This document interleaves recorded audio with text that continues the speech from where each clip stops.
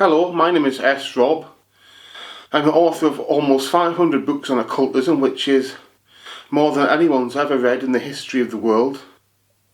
I want to talk a little bit about the differences between ritual magic and normal magic, because most people tend to imagine that there's a huge gulf between the two. Okay, I want you to realise these two things connect. Now, ritual magic is fancy. That's your fancy magic, okay? There may be a number of people present.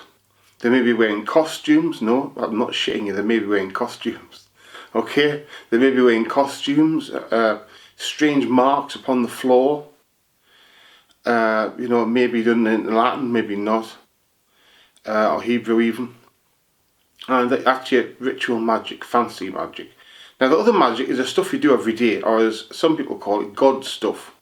Because with this magic, you don't need a lot of shit, okay? You don't need all these people and all this stuff to make something happen. It isn't less potent, it's just a different style. It depends how you do it. If you're very good at doing normal magic, you don't need ritual magic. And that's the difference. But even on that, you can sometimes use sigils and things like it. It's not that different. The thing is, a ritual is simply a spell or a prayer with stuff in it.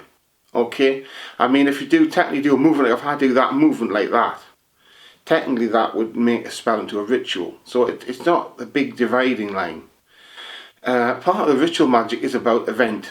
It's about the event idea, you know. It's almost like some of the people doing it are event organisers. That's what you talk about when you're doing that stuff. And so it's not a big difference. It's all about magic. It's just a different style that fits different people, you know.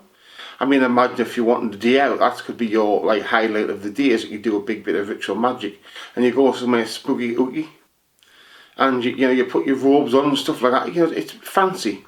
What I'm saying is a lot of people that do this do like that side of it.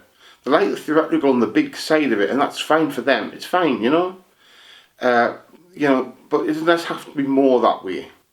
Not necessarily, you know.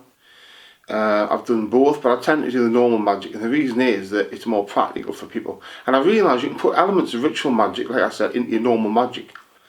Just by adding a sigil or something, which I've used at times, you know. I've made sigils for humanic possession. And that was used when you want to possess a devil, which is a method that I actually invented.